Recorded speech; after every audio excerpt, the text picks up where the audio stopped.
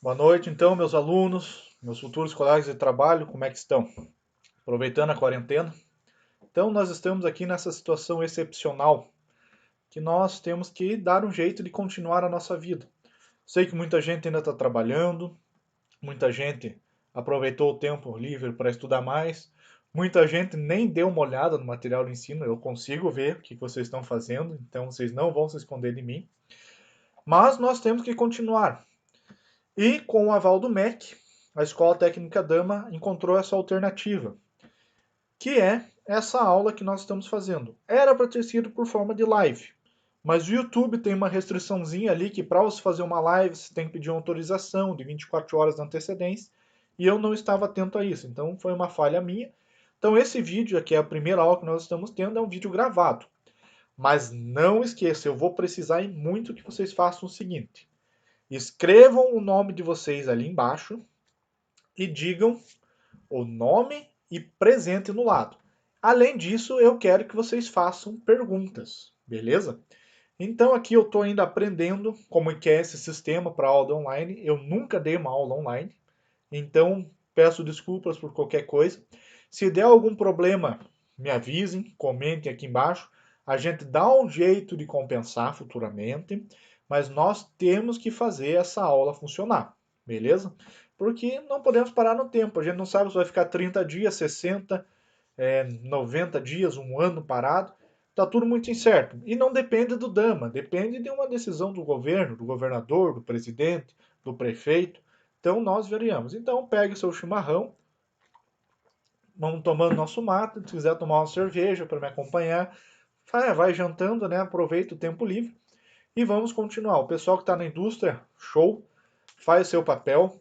Vocês precisam estar aqui cientes que a importância que vocês têm por desenvolvimento desse país. Infelizmente, nem todo mundo pode parar, mas tenham cuidado de ir para casa, façam toda a higienização, porque o que menos nós queremos é alguém da nossa família doente nessa situação.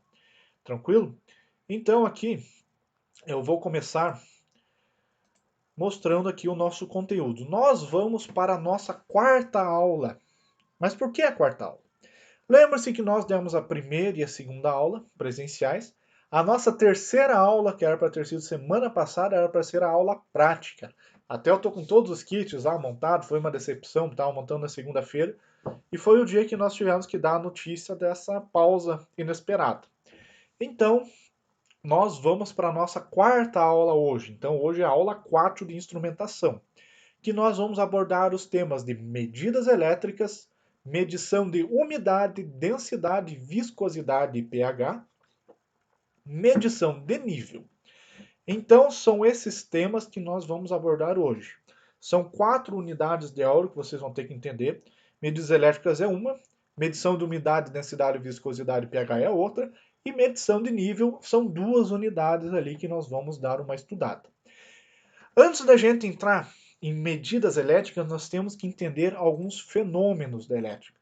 Então aqui eu gosto de usar essa imagem, porque ela é uma imagem que retrata muito bem. Eu vou levantar aqui porque eu não sei se vocês estão vendo, então eu vou copiar a imagem, a localidade da imagem, e vou colocar aqui, porque eu não sei como vocês estão realmente vendo, se a minha cara está atrapalhando a imagem. Mas o que eu quero que vocês entendam, que aqui nós temos o volt, que a pessoa fala, voltagem. Não fale em voltagem, senão eu parto a cara de um. O certo é falar tensão elétrica. Eu tive professor que reprovava as pessoas por falar voltagem, ou falar amperagem, que é um outro erro. O correto é falar tensão elétrica e corrente elétrica. E nós temos aqui o chapeludo, né, que é esse carinha que está aqui em cima, que ele é um homem, é o cara que vai dar uma resistência, é o cara que vai dar o trabalho. Então nós temos aqui, e eu vou mostrar para vocês, o que é um resistor. Eu vou aumentar aqui. Eu vou aumentar aqui a tela para que vocês possam ver um pouco. Aumentei eu aqui no lado. Então, esse daqui são resistores elétricos. Isso daqui é muito utilizado na eletrônica, beleza? Mas eu não vou trabalhar com eletrônica. Beleza. Mas um troço desse vocês já tiveram que trocar. Eu digo que a namorada em casa ou o pai mandou. Um dia vocês tiveram que mexer com isso daqui para trocar. Isso daqui é um resistor, uma resistência elétrica que fisicamente faz a mesma coisa que isso. A diferença é que esse carinha aqui, ele tem... Opa! Ele foi projetado para gerar calor. Passa aqui os volts, né, os 220, mas a corrente está andando aqui por dentro e ela gera muito calor. E esse calor, a água passa para dissipar esse calor. E a água aquece e acaba nos aquecendo. E assim que funciona o chuveiro. Temos aqui também uma resistência que varia, chamado potenciômetro. Esse carinha. Ele pode ser o quê? Um volume de televisão. Pode ser até mesmo um medidor de nível de água. Isso nós temos no nosso laboratório para ver o nível de tensão. Então isso aqui é um volume, um medidor de nível. E nós vamos ver mais para frente que ele mede nível de água. O que esse troço tem a ver com nível de água? Nós já vamos ver ali conforme o conteúdo. E vocês vão ter também na aula de experimentos. Vão fazer isso, com isso daqui um experimento. Então, a parte de resistência elétrica, lembre-se, ela é um obstáculo. Aqui eu vou diminuir essa minha curva aí de novo. Tem esse loop infinito aqui, ó, que é um troço até engraçado de ver. Isso daqui é uma teoria da física. Mas vamos entrar aqui. Aqui nós já fomos um pouco para frente. Na parte de um resistor. A corrente elétrica, a gente tem que imaginar uma tubulação. É a quantidade de água que está passando. A tensão elétrica é a força que está empurrando essa água. É o carinha ali, está sofrendo aqui, está suadinho. E a resistência é um obstáculo. Então nós temos aqui a resistência puxando a cordinha. Então nós temos que entender principalmente esses três. Nós temos mais aqui alguns fenômenos. Vamos entrar aqui. Watt. Vai aparecer agora a foto do James Watt, que é o cara que deu o nome, ele inventou o motor a vapor moderno. Lembrando que nós já temos motor a vapor desde o tempo de Cristo. Um cara chamado Heron de Alexandria inventou o primeiro motor a vapor. Mas o Watt, voltando ali, ele criou um motor moderno que é utilizado. E esse Watt, a potência, ele é representado por algumas fórmulas aqui. Então eu espero que minha cara não esteja atrapalhando. Mas quais são essas fórmulas? P igual a tensão elétrica, não é voltagem, vezes a corrente elétrica, que não é a amperagem. Então aqui eu tenho a fórmula de potência em watts. Se eu tenho 220 volts e 10 amperes, vou ter 2.200 watts. É mais ou menos o que consome um chuveiro elétrico convencional. Ou 7.500 watts, depende do tipo de chuveiro. P igual a R, que é a resistência, vezes I ao quadrado, que é a amperagem, que o pessoal fala errado. Não, corrente ao quadrado. E o P é igual a V ao quadrado dividido por R. Então até aqui, alguma dúvida, pessoal? Até vou ver se a minha cara não está atrapalhando vocês, pelo jeito não. Então vamos continuar aqui o nosso trabalho. Aqui temos aqui novamente, atenção, vamos ao nosso material, medidas elétricas. Temos aqui o multímetro. Aqui nós temos um exemplo de onde são aplicações de eletricidade, subestações, motores. Então, o que não falta é aplicação para eletricidade. Imagine vocês agora em casa, em quarentena, sem eletricidade, sem televisão, sem Netflix, sem celular, sem geladeira. O que vocês iam estar fazendo? Imagine os nossos antepassados durante a gripe espanhola, durante a peste negra. Daí a gente pensa, né? Mas o pessoal era louco, iam tudo para missa, porque era o que aconteceu, onde deu as maiores intoxicações. Mas você ia fazer o que em casa? A missa era o entretenimento da época. Então, muita gente acabou se contaminando na própria igreja. Aqui no nosso livro, ele vai trazer alguns instrumentos. E eu vou mostrar. Eu deixei todo o meu multímetro, minhas coisas ali no Dama. E não tô afim de ir lá buscar tão cedo, porque é um ambiente dele. Mas eu vou mostrar para vocês aqui. Aqui é a continuidade do conteúdo. Multímetro digital. Vou abrir aqui um multímetro do fabricante Minipa, um ET1002. Vou copiar aqui a localização para ficar um pouco melhor para vocês. Então aqui nós temos um multímetro digital de um fabricante de muito boa qualidade. O Minipa, Fluke, que nós temos ali. Icari, também é um fabricante muito bom. é os que eu gosto de usar. Existem outros bons? Existem, mas o custo-benefício do Minipa e do Hickory são sensacionais. O Fluke eu já acho um pouco mais carinho, mas é bom também. Então nós temos aqui esse multímetro. O que ele vê? Vê, não digo, mas ele é um sensor, ele mede as coisas. Ele mede a tensão elétrica. Nós vimos que a tensão elétrica,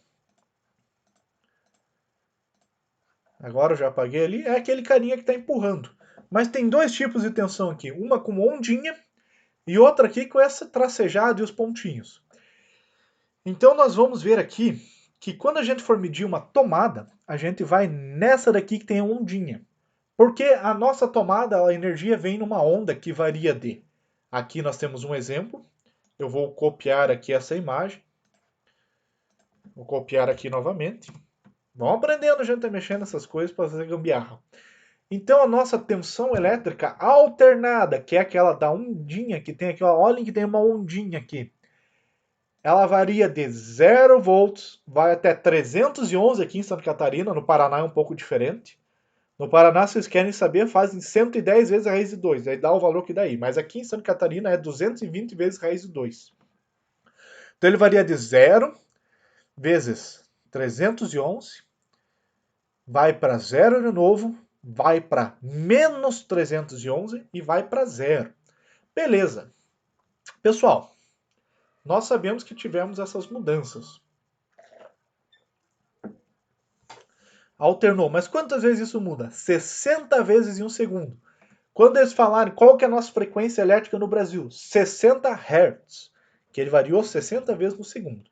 Então, quando a gente tem ondinha, significa que ele está variando 60 Hz, que é o que acontece aqui no Brasil. No Paraguai já é 50 vezes, na Argentina tem os dois, se não me engano. Então, nós temos essa variação. Uma pausinha aqui para hidratar um pouco a garganta, tomar um chimarrão. Para não mentir para vocês, já é a terceira vez que eu estou tentando fazer esse vídeo. Não sou acostumado com esses programinhos. As duas primeiras, a primeira vez que tinha ficado bonitinho, deu totalmente errado, ele não apareceu as imagens. Espero que agora fique tudo certo. Mas continuando.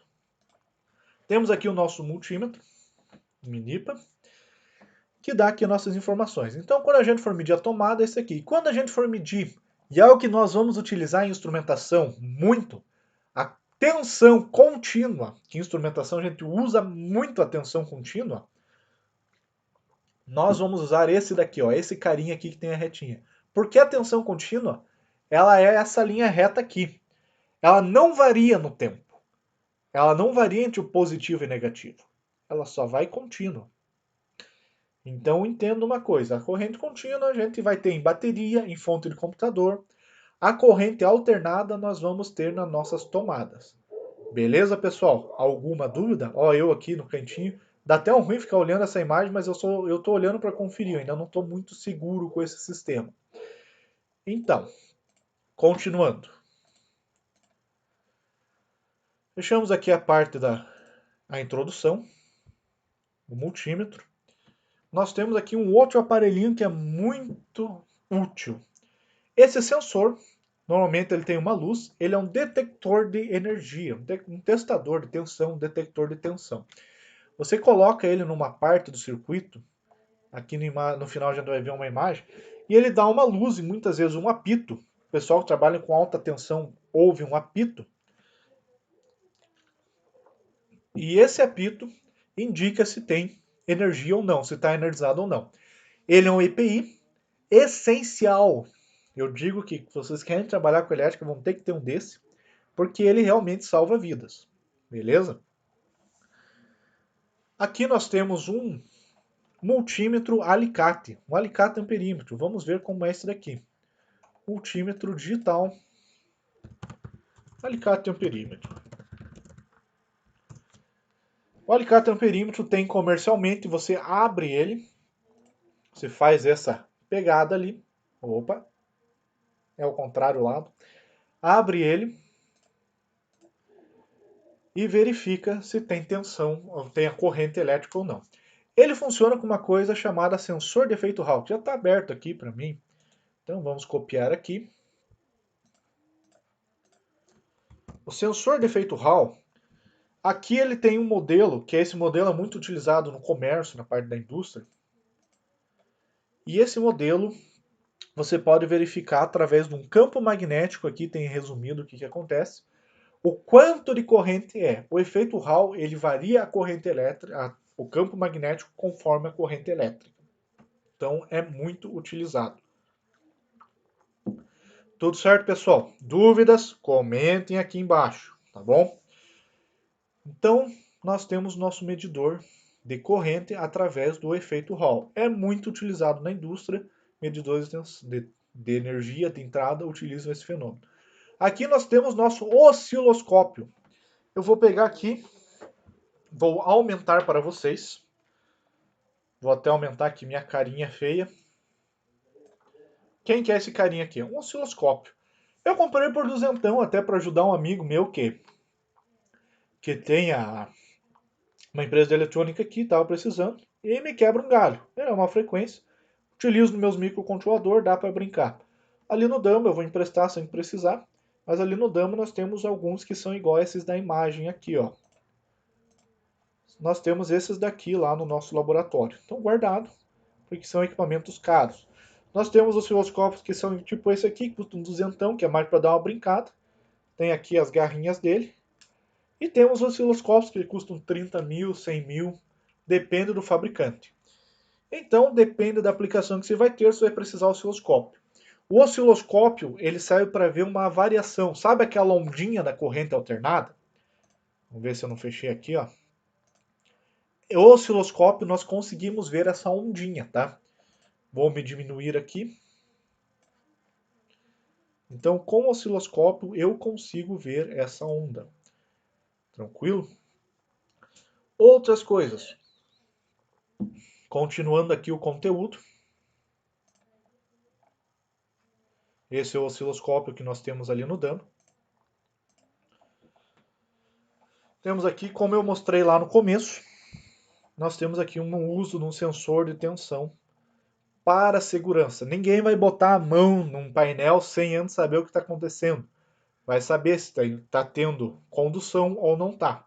Tem sempre uns loucos que fazem o teste do dedão, né? Às vezes a pessoa já está calejada de tanto choque que levou. Mas é uma loucura. Então, gente, finalizando esse conteúdo de medidas elétricas, o que vocês têm que entender?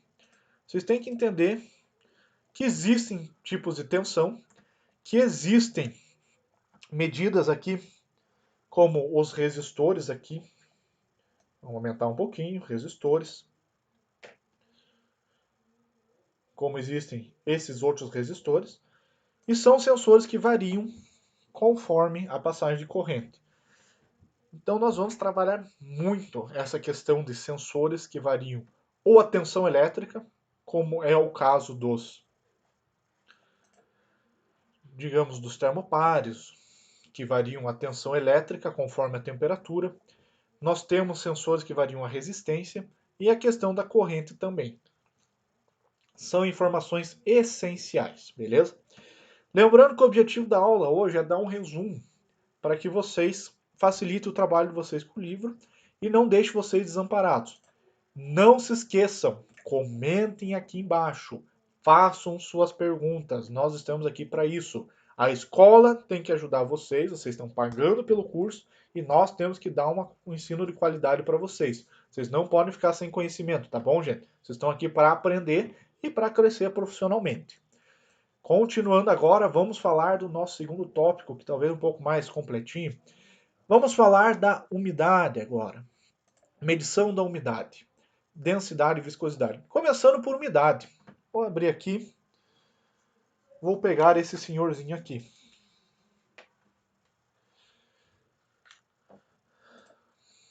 O que é isso daqui? Vamos abrir, aumentar aqui. Esse daqui é um termohigrômetro. Ele é quase um instrumento obrigatório para todos os laboratórios. Aqui está meio apagadinho, mas o que ele dá? A temperatura em graus Celsius. Ele dá a temperatura interna do aparelho, a temperatura externa, que é esse sensor, eu posso colocar aqui dentro do chimarrão. Não se preocupe, está bem limpinho. Ele vai aumentar.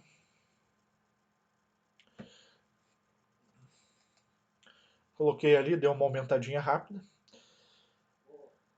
É pouco. 48 graus no chimarrão. Tá quentinho o negócio. E aqui dentro ele tem uma entradinha que verifica a umidade. Dentro dele tem um sensor capacitivo. Vou botar esse trocinho agora. Ah, tá aqui. O sensor capacitivo é esse carinha aqui, ó. Vocês podem ver aqui, ele tem algumas entradinhas para o ar. Ele passa a umidade aqui por dentro. Então, nós temos esse sensor que ele varia a capacitância conforme varia a umidade relativa do ar. Então, aqui vamos no nosso conteúdo. Vocês podem ver aqui, ó, tem um exemplo. Uma chocadeira aqui, ó, precisa de um controle de umidade em 50% nos primeiros 18 dias e até 60% no final do período. Então, uma chocadeira, gente,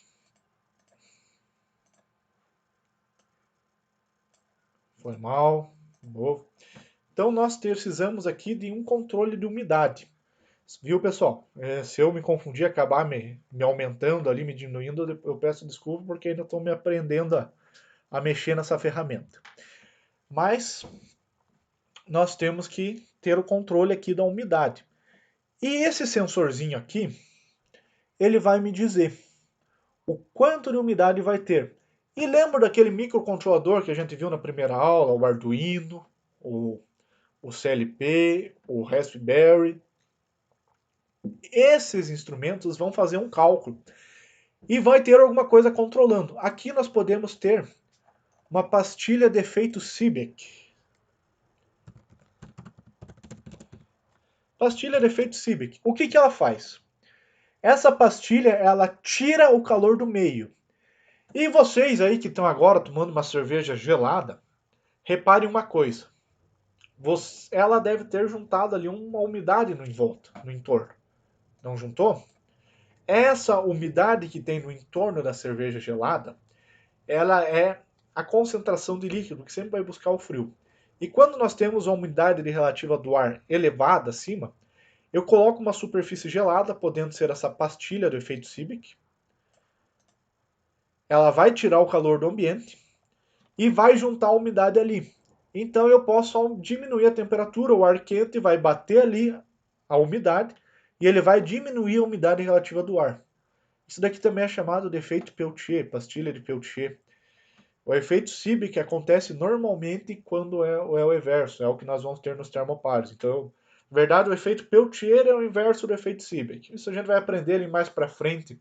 O pessoal da elétrica, quando tiver resistência dos materiais, também é comigo. E nós vamos ver quando nós entrarmos em termopares, que são sensores de temperatura que geram. Então, foi mal aí um... Estou confundindo os dois fenômenos, que na verdade um é inverso do outro. Então, nós temos aqui o efeito Peltier, que a gente vai jogar uma tensão elétrica, ele vai tirar o calor do meio e vai concentrar num único ponto, resfriando. Então, alguns materiais têm essa propriedade de temperatura. Beleza, gente? Então, continuando aqui, a umidade é um dos mais importantes que nós temos aqui. Nós vamos trabalhar muito com ela, a indústria precisa dele. Quem trabalha com a indústria papeleira sabe como é importante o controle de umidade. Umidade relativa do ar. Até uma curiosidade, já que nós estamos em tempos de pandemia, todo mundo preocupado, nós vivenciamos uma seca aqui na nossa região. E essa seca, querendo ou não, tem o benefício que o vírus não aguenta em ambiente muito seco. A nossa umidade relativa do ar está 60%. Está muito baixo. O normal é 80%. Então, com mais o sol, mais essa seca, o bichinho está morrendo. Então nós temos essa vantagem de clima nesse momento. Esperamos que realmente mate, que não seja fake news, como diz, mas eu ouvi de uma fonte segura, alguém ligado à parte química, medicina, que está trabalhando para conter o vírus na cidade, beleza? O próximo elemento que nós vamos ver aqui é a tal da viscosidade. Então a viscosidade, nós vamos olhar aqui. Aqui já separei. Lembrem do mel, aqui nós temos uma colher de mel. Vamos copiar aqui a imagem, colocar aqui. O mel ele é um elemento bastante viscoso, porque ele gruda. Nós, quando temos a colher de mel, ele vai fazendo essa gotona aqui, ele vai descendo aqui, ele vai, parece que está grudado, ele é mais grudado no outro. Então a viscosidade é o tempo que um líquido, um fluido, demora para escorregar. A água, se a gente pegar uma colher de água, é quase que imediato. A gente virou ela, virou ali a colher de água, ela é quase imediata. A gente pegou ali, ela já vai virar. Agora o mel não. E aqui nós temos uma listinha, alguma imagem aqui, de alguns materiais mais viscosos. Então, copy image location, vamos fazendo a gambiarra. Aqui não ajudou muito, vamos ver se eu consigo aumentar aqui. Dá um Ctrl+. Então eu consegui aumentar. Nós temos uma escala aqui de um elemento menos viscoso para os mais viscosos. Percebe que quanto mais viscoso, parece que ele está mais grudado, o próprio elemento. Então aqui nós podemos dizer que poderia ser a água, que é pouco viscosa, um gel. O gel já é um pouquinho mais viscoso que a água. Mel, outros elementos. E principalmente os óleos.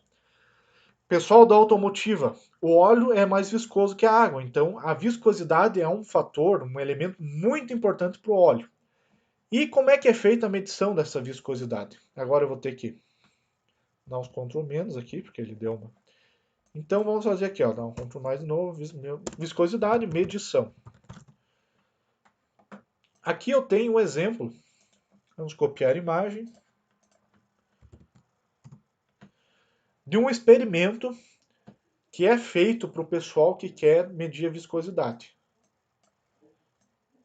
Eles têm esse componente aqui, que ele tem medidas propriamente ditas. Aqui ele fez um experimento com amaciante. Esses amaciantes de roupa, normal. Ele colocou uma determinada quantidade aqui.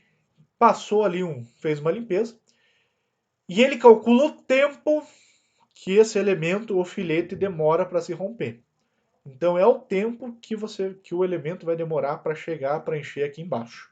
Então, é um experimento para fazer o cálculo de viscosidade. Isso já vem de fábrica. Esse material, esse tripézinho aqui, ele tem medidas e volumes certinhos. Ele tem um padrão específico normatizado. Então existe uma norma bem rígida para determinar qual que é o tamanho dessa abertura e determinar qual que é o volume que tem que ficar ali dentro. Beleza, pessoal? Alguma dúvida até aqui? Comentem aqui embaixo. Ninguém vai ficar com dúvida depois dessa aula. Beleza? Ah, não sei mexer no computador. Tem WhatsApp. E eu até estou muito magoado com vocês que vocês não estão usando o grupo do WhatsApp da turma.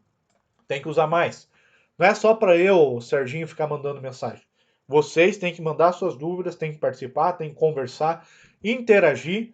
Manda uma besteirinha, claro, não pode sair do foco ali. Manda alguma coisa relacionada, uma foto trabalhando, um projeto, alguma coisa para trocar uma ideia, mas sempre relacionado ao conteúdo de aula, tá? Mas converse, não fiquem só eu e o Sérgio, até fica meio chato, né? Só nós dois mandando mensagem ali. Vocês têm que ser menos tímidos às vezes. Então vamos continuar aqui. Então voltamos ao assunto. Agora nós vamos aqui para densidade. A viscosidade eu acho que já deu para ver legal como que funciona. Essa questão aqui de como que ele baixa, como que é calculado. Podem ver aqui que ele está num cronômetro, ele tem que calcular o tempo que está descendo essa água. Uma pausinha para o chimarrão do novo. Que a garganta arde às vezes, ainda mais que é a terceira tentativa de vídeo. Eu já estou há 3 horas falando sem parar o mesmo conteúdo. E mesmo assim, às vezes a gente falha. Mas, acho que agora vai. Então, o sensor de corrente nós já vimos. A pastilha de Peltier nós já vimos. Vamos fechar aqui. Vamos agora para a questão de densidade. Vamos aqui aumentar eu de novo. Opa, não é para sair daqui, não. Olha isso daqui, ó. Esse daqui é um medidor de graduado. Podem ver aqui que ele tem quantas gramas de arroz dá até ali. Mas como é que ele sabe? Isso daqui não é uma balança. 500 ml de água. Eu preciso saber quantas gramas de água eu tenho aqui. Eu vou encher de água até esse 500 ml. Mas como é que eu vou saber quantas gramas tem? Então vamos fazer algumas pesquisas no nosso Google aqui, tá bom? Vou diminuir-me. Então vamos lá. Google, aproveitar que nós estamos vendo online, vamos usar o Google máximo, tá bom? Google, vamos procurar aqui, cálculo, de densidade. Cálculo de densidade. Qual que é a fórmula da densidade? Aqui ele me diz que a densidade é igual a D igual a M dividido por V. Eu vou abrir aqui mais uma janela. D igual a M dividido por V. Então é aqui, ó, densidade é igual a massa dividido por volume. Isso mesmo. E o que é a massa? A minha massa é quantos quilos? A massa é em quilos. E o meu volume, percebam aqui, mostrando aqui, eu tenho 500 mililitros, 0,5 litros. Beleza, eu preciso achar quantos gramas. Então agora eu vou pesquisar aqui qual que é a densidade da água. Google, vamos lá, densidade da água. Já está até aqui embaixo, porque eu já tinha pesquisado. A água tem uma densidade de 997 kg por metros cúbicos. Então essa é a densidade da água. Agora eu tenho que fazer alguns cálculos aqui. Vamos substituir. Aqui, em vez de volume, eu vou colocar... Eu vou primeiro converter, porque o volume tem que ser em metros cúbicos. Então eu vou fazer isso daqui, ó. Tá confuso, gente? Mas quando a gente faz, ó... Eu vou ter que converter de litros para metros cúbicos. Eu tenho 0,5 litros. Então eu tenho 0,5 litros é igual a 0,0005 metros cúbicos. Então eu volto aqui na minha fórmula. Então eu tenho massa, então 0,005. E a densidade da minha água é 997. Lembre-se que aquela regra da matemática, o que está dividindo passa multiplicando. Então eu vou fazer uma multiplicação. Massa vezes 0,07. E eu vou ter o meu valor em quilos. Eu vou saber, depois dessas contas aqui, quantos quilos de água eu tenho até aqui, ó. Até nesses 500 mililitros. Eu vou saber quantos quilos de água eu vou ter aqui. Beleza, gente? Então vamos diminuir. Opa, não é para fugir. Ainda aprendo esse programa aqui, mas... Então vamos lá.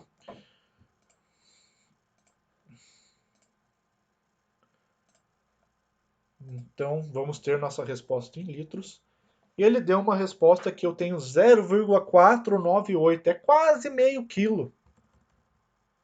Porque eu multipliquei. É um pouco confuso, mas o que eu tenho? A densidade da água, que cada material tem uma densidade específica. Vamos ver aqui, a densidade do ferro. O ferro tem 7,874 gramas por centímetros cúbicos. Aqui já está em outra escala, está em centímetros cúbicos. Densidade do zinco. Ó, tem aqui as escalas, densidade. Observação importante que é a 25 graus Celsius, a viscosidade também. Por que um laboratório tem que ter esse trocinho aqui? Por quê? Porque ele tem que garantir que as medidas são feitas em condições normais de temperatura e pressão, ou seja, 25 graus Celsius e 1 atm de pressão. Os laboratórios de calibração são ambientes bastante fechados, com uma temperatura próxima, meio exata, e também condições de pressão, até outras características ali. Então a temperatura tem que ser, a pressão tem que ser, a umidade tem que ser basicamente a mesma. Condições normais de temperatura, pressão e umidade relativa do ar. Beleza? Então ali ele vem uma informação importante que eu estava deixando escapar, que seriam a temperatura. Porque a densidade, a viscosidade variam conforme a temperatura, beleza, pessoal? Então aqui nós temos a densidade do aço, agora vamos ver, aço 1020. O aço 1020 é um tipo de aço. O pessoal da mecânica que vai trabalhar com torno, o aço 1020 tem essa densidade de 7,86 gramas. Agora vamos ver um aço de 1040. 1045. Ele já tem uma densidade, aqui ele não dá qual que é a densidade.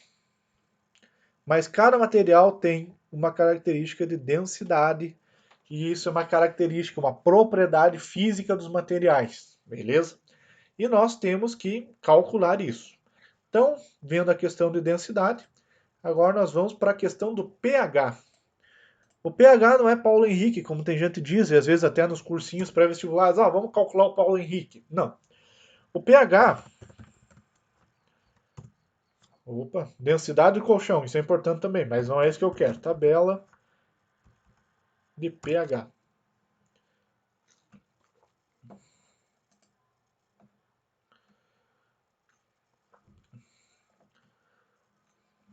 Nós estamos vendo aqui em cima que as tabelas, quanto menor o pH, nós temos um elemento mais ácido.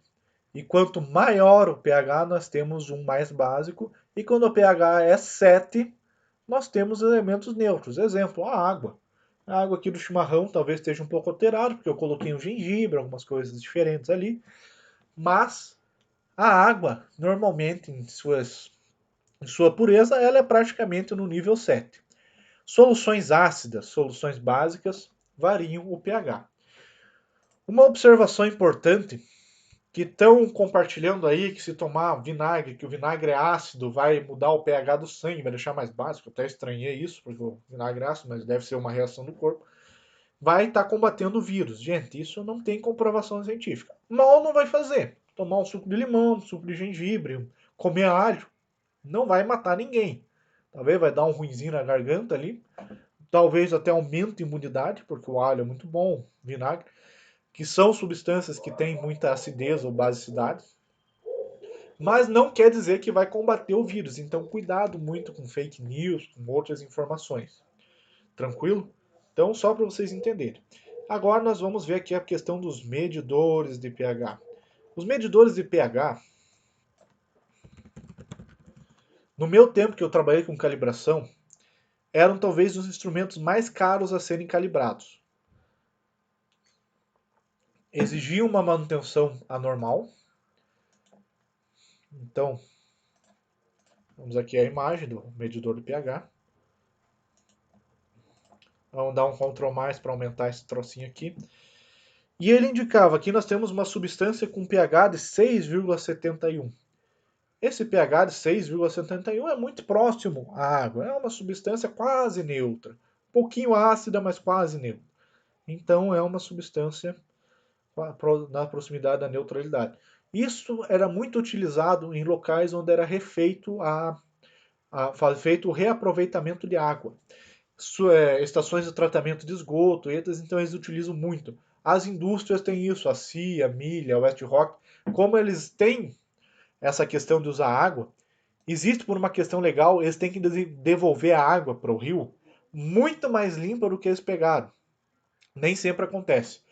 Às vezes uma alteraçãozinha no pH já dá uma mortandade gigante de peixes. Isso é a nossa natureza, ela é muito equilibrada. Se colocou um pouquinho de ácido a mais ali mesmo sem querer, vai dar problema. Morre a vegetação, morre o peixe. Então eles têm que devolver a água. Então nós temos alguns medidores de pH que fazem esse trabalho. É um instrumento mais caro e ele fica normalmente restrito aos laboratórios da indústria. O pessoal da parte química cuida disso. Eu não sou químico, entendo muito pouco, mas essa parte de pH é muito importante. Um outro exemplo, o pessoal que trabalha com compras técnicas, o pessoal que vai fazer orçamentos. Vão comprar um tubo, uma tubulação. Vou comprar de ferro, tá mais barato, de ferro 5. Vai lá uma substância totalmente ácida que vai passar por ali. Vai durar esse tubo? Depende, um pouco mais, um pouco menos. Mas quando vocês forem fazer um orçamento, vocês têm que pensar na vida útil daquele componente. Então, minha gente, a química está no nosso dia e o medidor do pH vai dizer o tipo de material que eu vou ter que utilizar. Que o meu material ele é um material ácido, ele passa um ácido ali de pH 3. Pô, material bastante ácido. Então eu vou ter que comprar uma tubulação, toda uma máquina de fluxo no sistema que suporte um elemento, tem um isolamento para um elemento de pH 3. Então isso é um pensamento que nós vamos ter que ter mais para frente. Beleza, pessoal? Vamos passar para frente um pouco ali para a questão dos níveis, porque nosso tempo é curto e a ideia é que não passe de 40 minutos a aula. Tranquilo? Vamos lá. Medição de nível, medição de nível. A medição de nível, aqui nesse sistema, ela é dividida em dois conteúdos, medição de nível 1 e medição de nível 2. A medição de nível 1, ela é mais focada pelo sistema, aquele sistema raiz, aquele sistema que é baseado em fluxos, em divisão de canos. Então eu posso medir o nível, aqui nós temos um exemplo bem útil, com mangueiras externas. Aqui nós temos um cálculo de área, volume, áreas em superfícies cilíndricas. Isso é bastante. Gente, não se assustem com equações. O importante é que vocês entendam o fenômeno. A equação depois a gente vê. O importante é que vocês realmente entendam para que serve. A equação, olha o exemplo, tenta fazer, vem tirar dúvida. Então aqui nós temos outros exemplos, constante de elétrica de líquidos comuns, fundamentos de instrumentação, né? Nossa, tô... Então aqui nós temos um visor de vidro. Esse tipo de visor de vidro, gente, é muito utilizado principalmente em caminhões que tem água. Você tem um cano que vai para fora, um cano transparente, um tubo, e nós conseguimos saber o líquido que está ali dentro, o quanto que ele está. Se tem tanto de combustível, em caminhões de combustível, no caso o caminhão dos bombeiros, nós temos um cano que sai por ali. Então esse daqui é muito utilizado ainda e é bastante eficiente. Muitas vezes acontecem acidentes com isso daqui. Às vezes ele estoura, é o que dá um vazamento. Então, normalmente dá problema por causa disso. Então, existem outras tecnologias que já indicam o nível. E aqui nós temos o braço. O braço angular, ele é uma medida que nós temos um exemplo. Aqui nós temos a boia. Vamos aqui um exemplo bem tradicional. Todos esses cálculos, vamos fechar. Boia em caixa d'água. Todo mundo tem em casa. Aliás, essa ideia da boia em caixa d'água já surgiu com o mesmo cara que inventou o motor ali, o Heron de Alexandria. Ele criou esse sistema de boia em caixa d'água para controlar o nível. O cara realmente foi um gênio fora de época. Pena que eles achavam que tudo que ele fazia era brinquedo e não tinha utilidade prática. Inventou o motor, inventou essa boia. E ela até hoje é utilizada. Então nós temos uma boia que ela indica o nível. Quando tem o nível, ela vai abrir para que possa entrar mais água. É uma boia prática, quase todo mundo tem alguma similar em casa. Temos outros tipos de boias para serem utilizadas no dia a dia. Tá indo a imagem aqui. Vamos lá aqui. Abrir. Ah, agora deu. Estava meio fora ali. Então essa aqui é uma boia convencional para ser utilizada no dia a dia nas caixas d'água. Ela é um braço. O que o pessoal fez? O pessoal da elétrica, para automatizar alguns processos, para instrumentizar, eles acoplaram a boia nesse trocinho aqui. Esse daqui é uma resistência que varia, conforme você vira aqui, ó, ele varia. É o volume da TV.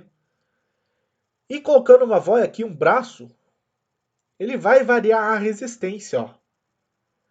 Esse braço aqui, ó, preso aqui, podem ver que aqui é meio... Tem uma entradinha aqui, eu posso colocar um parafuso, alguma coisa, encaixar. Ele vai variar a resistência. E eles acoplaram sensores ali, que vai dar um resultado muito bom. Ele é muito utilizado na indústria, em sensores de nível hoje, e também é utilizado nos automóveis. O pessoal da automotiva, nós vamos ter um experimento com isso daqui. Vocês vão montar um medidor de nível com potenciômetros.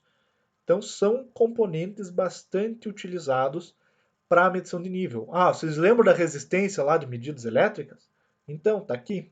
A medição de resistência, indiretamente, vai ser a medição de nível. Beleza? Agora vamos voltar ali para o nosso conteúdo.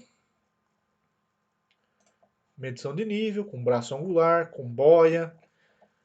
Aqui nós temos um exemplo, só deixa eu verificar aqui, de como ele é utilizado. Sensor de posição angular. Conforme mais cheia a caixa d'água, ele vai dar esse indicador, que aqui é um meio analógico. Ali nós já temos um meio de como digitalizar isso através da resistência elétrica.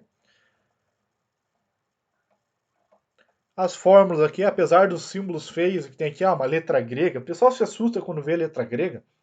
Não esquenta, gente. O objetivo disso é facilitar. A matemática nunca é nossa inimiga. Então a gente tem que olhar aqui, ó. Peso específico do líquido. Esse Y estranho é um peso específico. Quanto que o líquido tem? O diâmetro do flutuador, o comprimento. Então tem todas essas fórmulas ali que aqui já vai ter um exemplo de como fazer. Beleza? Então aqui nós viemos a primeira parte de medição de nível. Agora nós vamos para a medição de nível feita como é hoje em dia. Bom, só para lembrar, o pessoal tá... Eita, tô variando aqui. O pessoal fala que o que causou essa pandemia que nos faz estar aqui hoje foi uma sopinha de morcego. Bom, se eu não é, a ciência vai dizer. Eu tenho lá minhas dúvidas. Mas nós vamos ver que o morcego dele foi importantíssimo para desenvolver uma tecnologia. E quem aí é pai de família, mãe, já deve ter visto o tal do ultrassom. O ultrassom surgiu copiando a inteligência do morcego. Vamos dar uma pesquisadinha ao porquê? Então vamos lá. Fechamos aqui. Aqui também. Vamos que morcego. Então o que acontece? O morcego, ele é um animal praticamente cego. Então,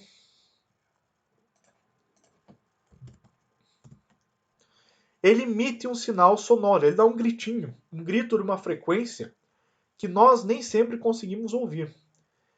Então, o que ele faz? Quando esse grito gera um eco, ele consegue detectar se existe algum objeto ali na frente ou não. E ele vai naquela direção do objeto para verificar se é uma presa para ele se alimentar. Então o morcego, ele desenvolveu essa tática para compensar. Opa, ele não vê nada, mas ele é bom de grito. Então vamos gritar. E o eco que ele emite é utilizado para fazer esse sistema. Então desse modelo ali surgiu o ultrassom. Então vamos colocar aqui, ó, sensor ultrassom. Opa. Sensor ultrassom. Nós vamos ter uma atividade com esse tipo de sensor, tá?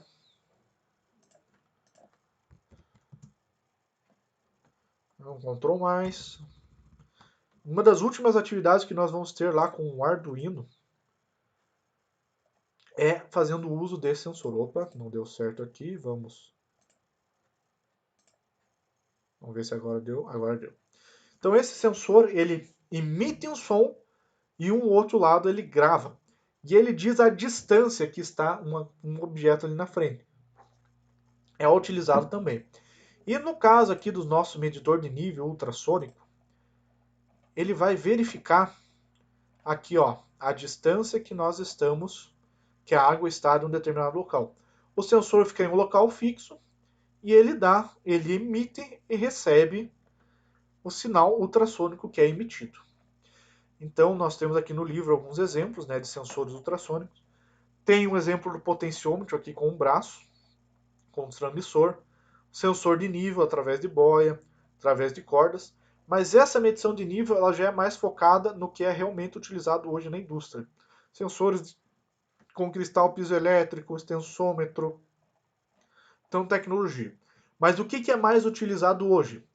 O sensor ultrassônico, por causa de distância, porque ele é mais prático de utilizar, que é aquele primeiro que a gente viu, e esse sensor com uma boia e um braço, que é o que nós vamos fazer em experimentos, que são simples e baratos. Os automóveis utilizam muito esse, com a boia, e também é utilizado esse do braço. Pessoal, foi uma passada mais rápida no conteúdo. Nós estamos vivendo uma situação que talvez não era o ideal, mas queremos trabalhar conforme o possível. Peço a vocês que escrevam o nome, façam a presença aqui embaixo. Qualquer dúvida, estou no WhatsApp, sempre que precisar. Me chama em inbox, me chama do grupo, de preferência no grupo, até para movimentar aqueles grupos, estão bem parados, os grupos das 3 turmas. Outra coisa que eu quero falar para vocês, o projeto integrador, nós vamos manter essa primeira atividade, do dia 30 de abril, continua igual. Ou para frente nós vamos ver, mas até essa 30 de abril, porque não interfere, vocês não precisam ter encontro presencial. Depois, como vai precisar, projeto, essas coisas, vocês vão precisar ter um contrato, daí nós vamos ver como nós vamos fazer.